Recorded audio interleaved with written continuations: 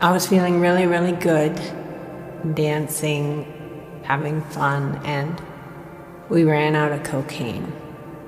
So we pulled our money and I asked around, and somebody said, this guy's selling it. And he was a really kind of cagey, scrawny guy in a beige leisure suit. We started snorting it. It never occurred to me that wasn't cocaine. It just wasn't on my radar that it wasn't cocaine. And then, bam! It was like Popeye had punched me, and I was just shooting it straight up in the air. And then I realized I was rocketing out from Manhattan, and I had this huge sense of relief that I was leaving behind not just that nightclub and that kind of whatever bad situation had been happening there, but that whole nonsense of being Louisa. I was just so done with that effort.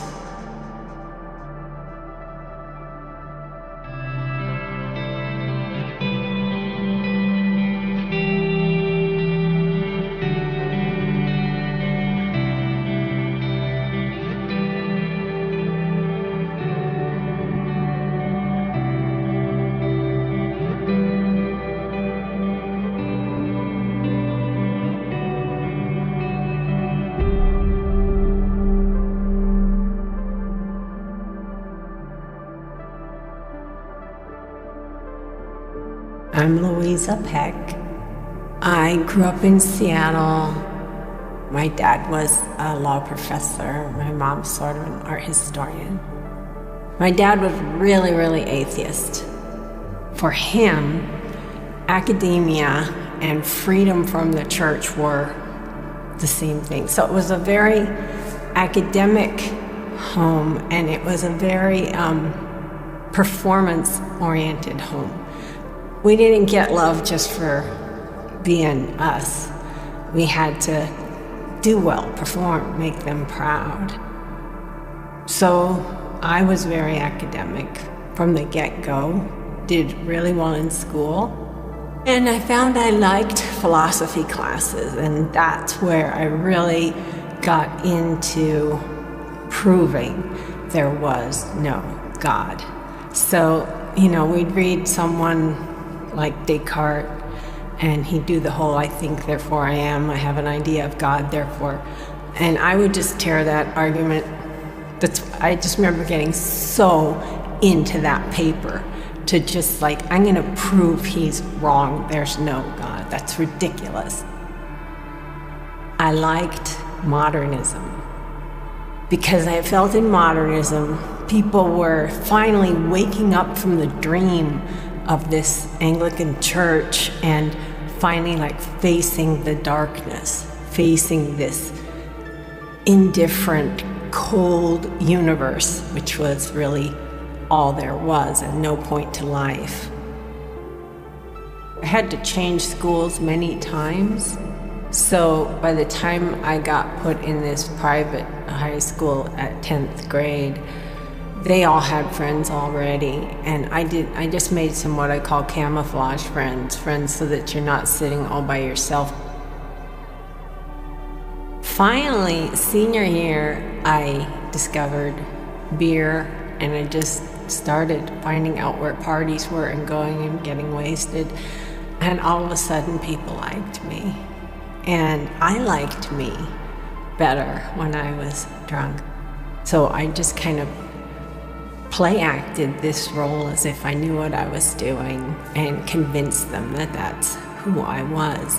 But inside, I was like a very nervous actress, just what should I do now? How am I acting? How am I coming off? How's my performance? And it's such a weird way to live, but it was the only thing I knew.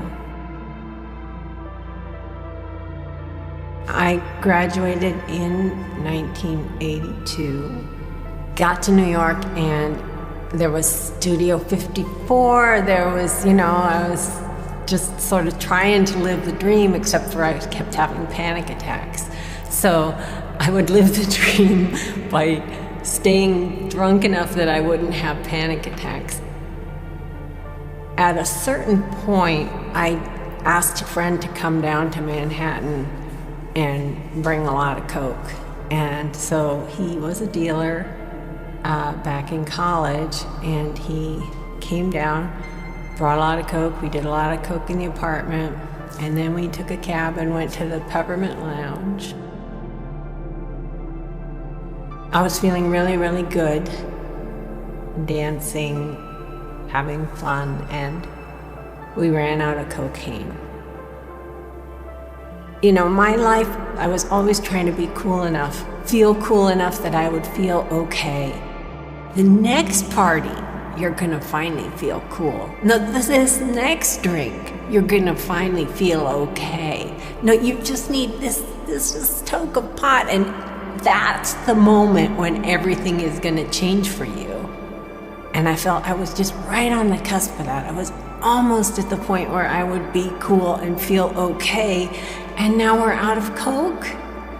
And so we pulled our money and asked around, and somebody said, this guy's selling it. So we bought a gram from him, and he's like, it's good stuff, good stuff. And he was a really kind of cagey, scrawny guy in a beige leisure suit.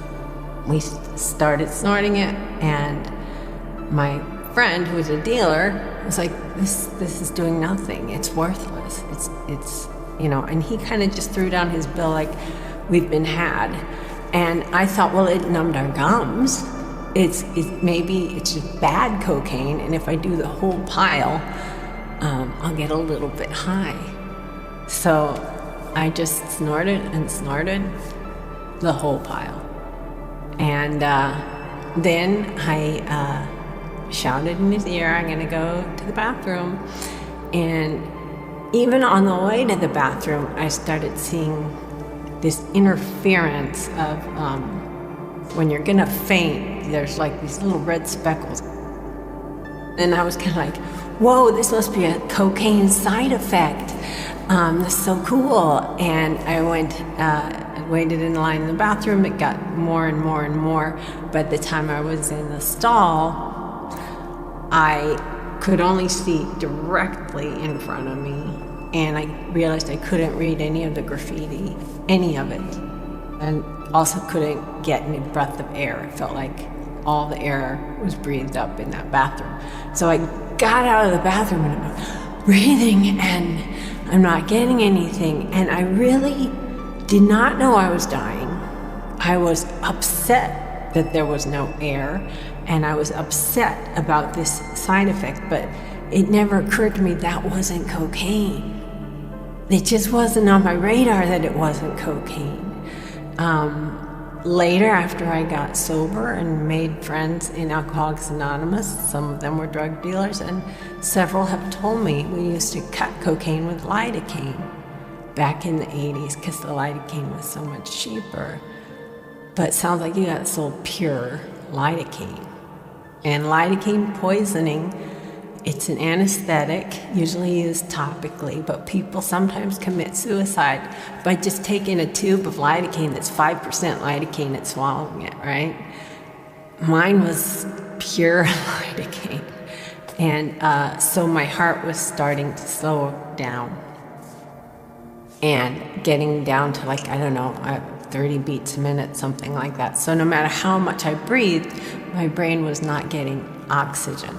I found my date, and I told him, there's no air in here, there's no air. And he's like, it's fine. And I was angry, like, why aren't you noticing that there's no air? He took me to the bar, and the bartender gave me a glass of water. And I really did not want a glass of water. I wanted air, but I just took a sip.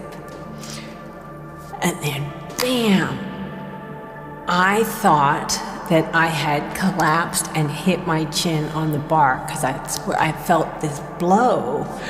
But no, it was like Popeye had punched me, and I was just shooting it straight up in the air.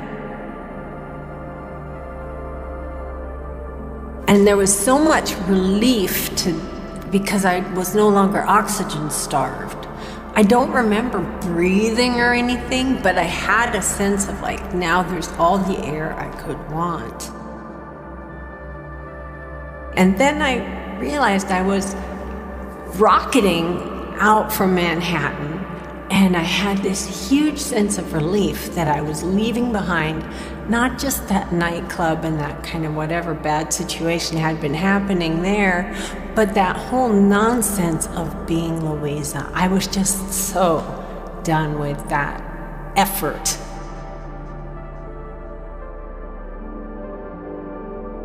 It was a perfect, clear blue sky, and I sensed that the ocean was under me, perfect blue going all the way to the horizon.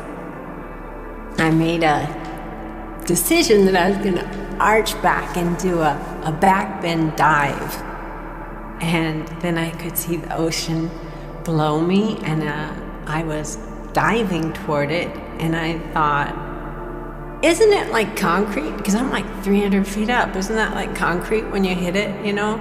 But I didn't have any fear. I was just like, we'll see. And so then I dove straight down. And then I could see it was way up to the surface, but the surface was gorgeous from down there, and the bubbles were going up by me, and it was all so gorgeous. And I said, man, I wonder if I can make it to the surface okay. And then there I'm there. Then I looked and I saw a mesa that came up, and on top of it was this old weather-worn house. And I thought, that house has to do with me, and I gotta get there. Next thing I know, I've reached the house, but I'm at the door sill, and I'm like this high above it. I was just a subjective point of awareness, and I didn't have a body. And I crossed the threshold. Once I was over the threshold, then I knew this is the house of my ancestors, and they have all come this way, through this house. And I could begin to feel my ancestors around me, grandparents, and I had a sense of a generation beyond that. And the strongest presence was my grandfather, who had died before I was born. They were all really excited to meet me, really happy that I was crossing over, ready to greet me, but I couldn't see them. I could just feel them. I didn't even hardly know who any of my ancestors were in my regular life. And you know, people who are interested in genealogy or whatever, I was like, who cares about that? But here, I was just honored to be following in their footsteps, and with this feeling of it, we go through this house. And I had a sense of we, and it was all of the people who are connected to me. I knew there was supposed to be an armchair in this room that faced a big picture window that looked out at the ocean, and it wasn't there. And I just had a sense of like, that's no fair. Where's the chair? And I thought, how am I going to see the view? It's beautiful. I want to see it. As soon as I thought, I want to see it, something grabbed me by the sternum that I didn't have, but a sense of, you know where your heart is, whether you have a body or not. It grabbed me by there. He pulled me across the floor, and we went up to the windowsill and over the windowsill. When we went over the windowsill, I just felt like, whoa, what is happening? But I was very delighted by it, right? And then next thing I know, the ocean's in front of me, the sun is directly in front of me, it's setting and it's making a path that comes toward me, and I zoom over that path. And I'm flying and I'm feeling all this forward motion, and it feels delicious. But then I had a skeptical thought, and it was like, wait a second. Perfect ideal surroundings, unbelievable beauty, fabulous sensation. Am I dreaming? People dream they're flying. Is this real? and then a voice answered me. And it was very kind of deep and clear and powerful, and it said more real than anything back there. And I knew by back there it meant in the Louisa business. And I also had not expected anyone to answer me. You wonder something, you certainly don't expect an answer. But I also had to kind of think in answer to that voice, that's true.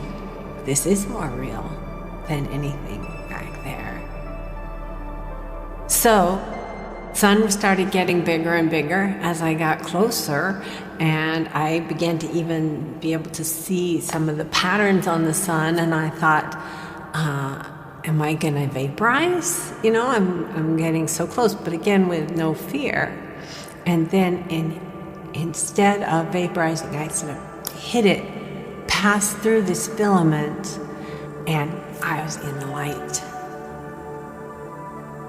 And it was everywhere, and I felt that it was so brilliant that all you could see was light, but I could also feel that it was in me somehow. It was light from the inside as well as from the outside, warmth from the inside, and I began to understand that it was love.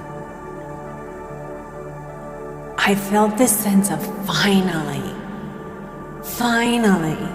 because all my life had been jump for the cookie, try, and maybe you'll get a little crumb of love, you know? And here I was just completely engulfed by love, completely saturated with love.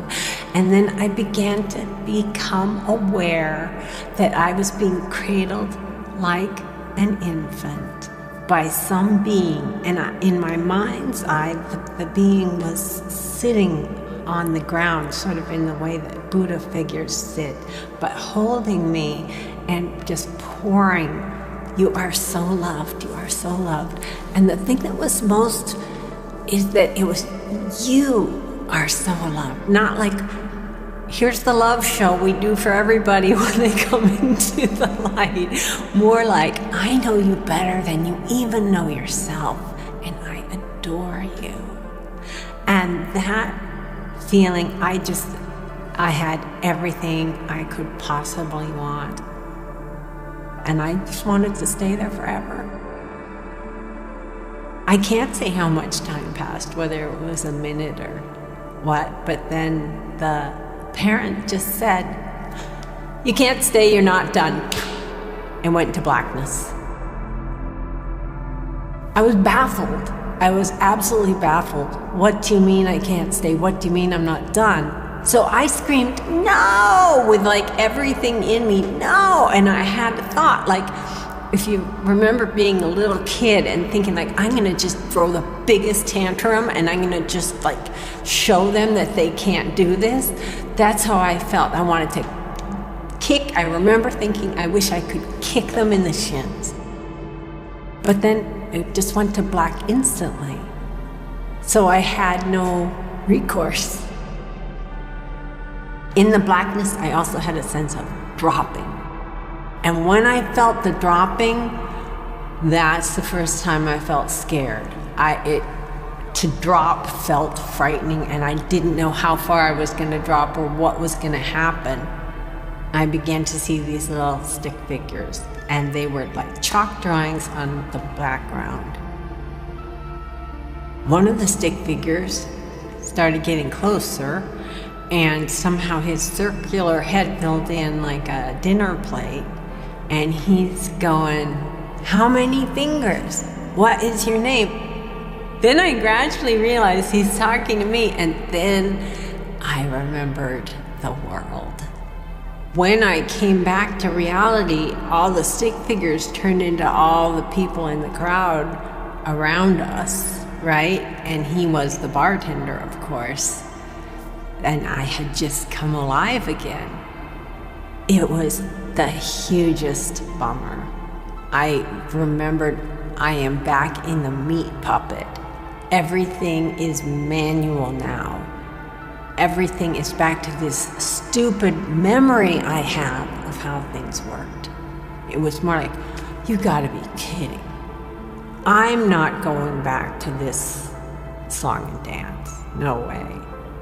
So I was lying on the ground, and there were people all around, as many as I could see, a wall of people, and I didn't quite understand why, and there was a whole lot of water around me. I thought that they had, like in the movies or whatever, thrown water on me to revive me, but it was actually sweat had just poured out of me when I came animate again. The bartender had been doing CPR on me the whole time. It was about 3 minutes. I had, from the time I took the sip, flipped backward but into a grand mal seizure. And I had banged all around having a grand mal seizure and then cardiac arrest. And so the bartender started the CPR. He kept up with the CPR. CPR is not working, CPR is not working. And I turned gray, and my date says that it was so long to him that it wasn't working, and I turned so gray and looked like a corpse and nothing like myself, that he had actually just told the bartender, she's gone. Just cover her up, give it up, she's gone. But he didn't. And, it's so hard to say. I never thanked him. So we all went up the stairs together, and I'm like, why are we going up the stairs? Okay, let's go up the stairs. And we sat outside, and it was in Greenwich Village, so we were sitting on this bench with our backs to the wall, and the bartender came over to talk first to my buddy, or my date, and then he turned to me and he said, you were gone a long time. We kind of thought you weren't coming back. And in my 22-year-old mind, I put together that he'd been doing CPR with his mouth on my mouth, and this is what I thought. Ew. He's like, gotta be 30. That's so gross. I'm so embarrassed. So I'm just gonna go like, yeah, it's great. That's what I did. And I was smoking my cigarettes, and it's just horrifying to me. Many years later, I just realized he had given me everything that I have, all the experience I've had. My son, I was only 22. I hadn't done anything, and he gave me my life back, and I was too busy being cool to acknowledge what had happened.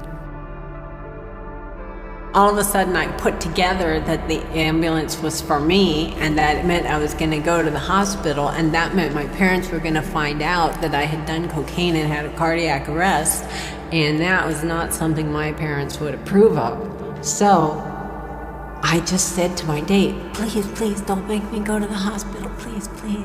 So he just grabbed my hand, and we just ran to the nearest taxi right there, and we jumped in, and I remember him saying, drive, just drive.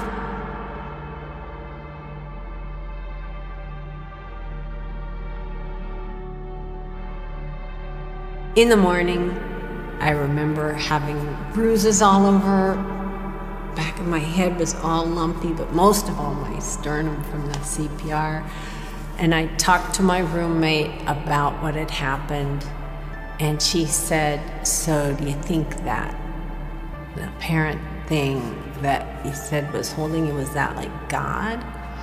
And I knew it was, but I just couldn't go there. I thought, if this is true, and if I went somewhere and that was pretty close to God, filling me with love, and I can remember people saying God is love and stuff like that, that means the church people are right. And that means I'll have to go to church.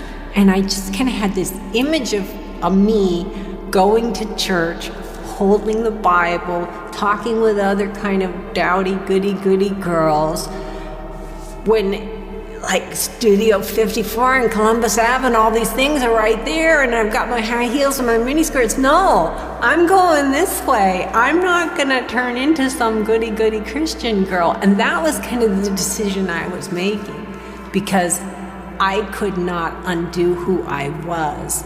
It really had more to do with, this is me, this is what I believe, and if I acknowledge this is real, I have to start over from scratch, and I'm just not gonna do that. So I told some people about the story as if it were a very cool hallucination, and then I just kind of put it away and tried not to think about it, but none of the memories were fading. If I thought about it, I could go back to flying over the ocean and him saying, more real than anything back there, and I could feel it again. But I just wanted it to be a hallucination so bad that I thought, okay, so for some reason I overdosed on coke and I had a cardiac arrest, so maybe as my brain got starved for oxygen, it kind of went down to one little signal at the very end, and that little spark of a signal seemed really big.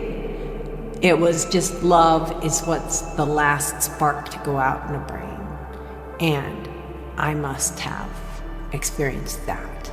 So it was just a brain phenomenon, and I can put this aside and go on living the way I've been living.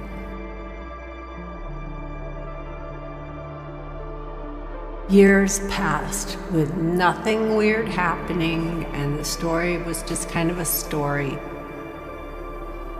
My alcoholism has gotten worse and worse and worse.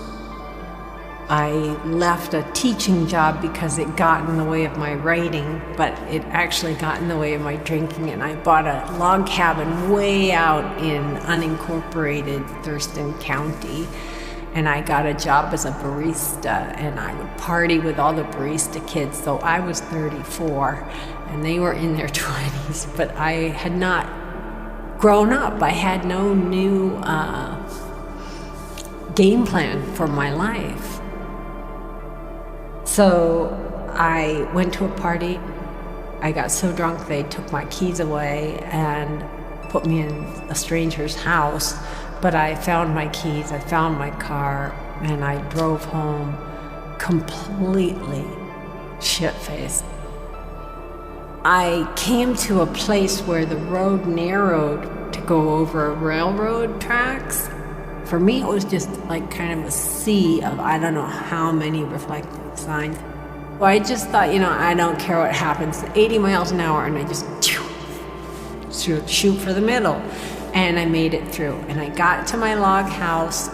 I got out of the car, and I remember kind of holding myself up with the door. And it was a starry night, and I just thought, man, I am such a badass when I drive drunk.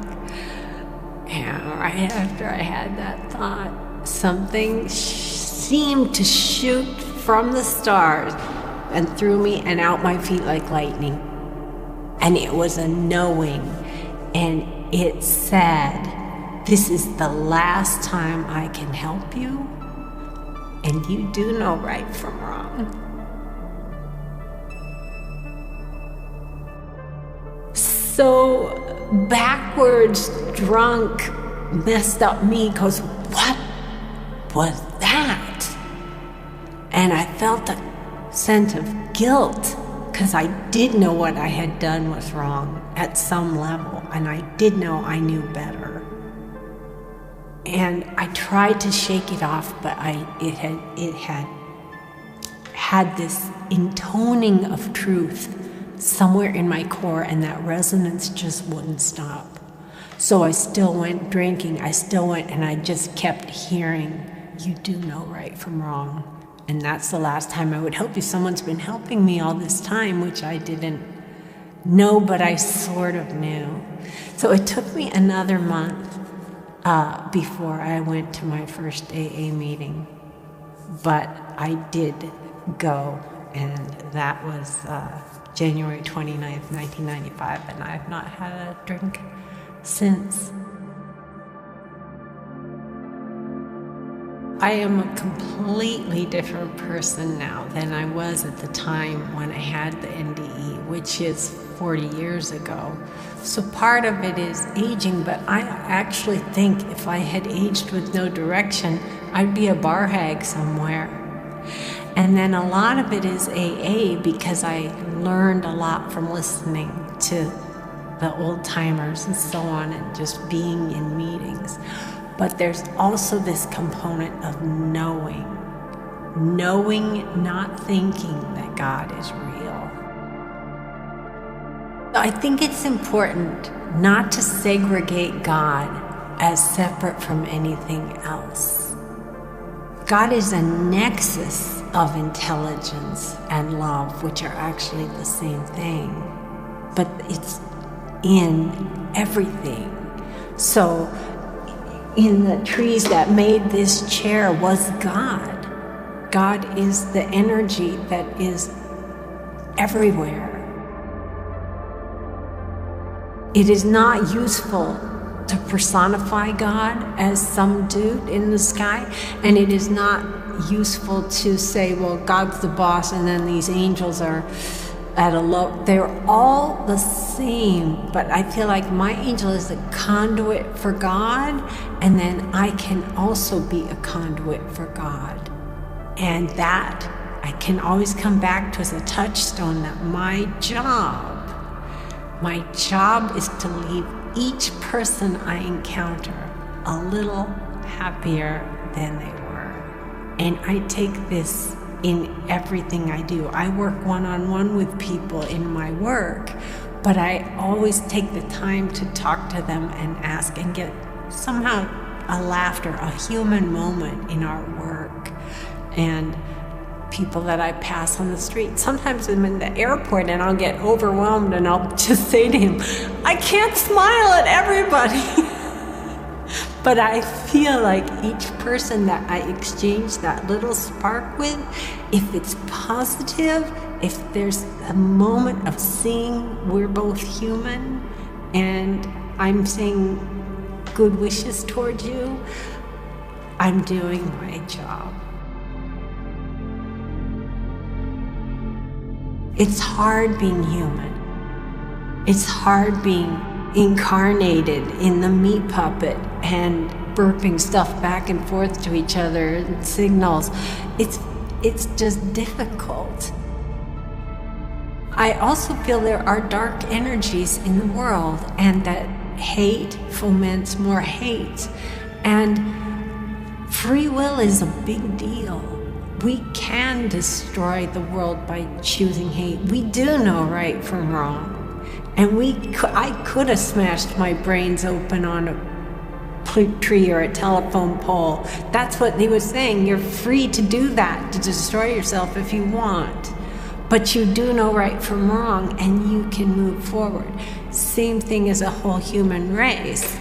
We have these horrible hate makes hate conflicts going on in the world, but we deeper down know that love is what we're going for. So God wants us to find the path to love.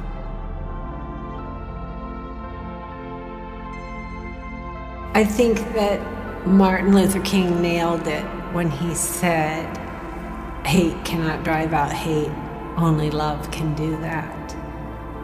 And our survival-based limbic system tells us, no, hit them harder than they hit you, But Jesus was trying to say, give them your coat too. It's trying to say, turn it around and find a way to love.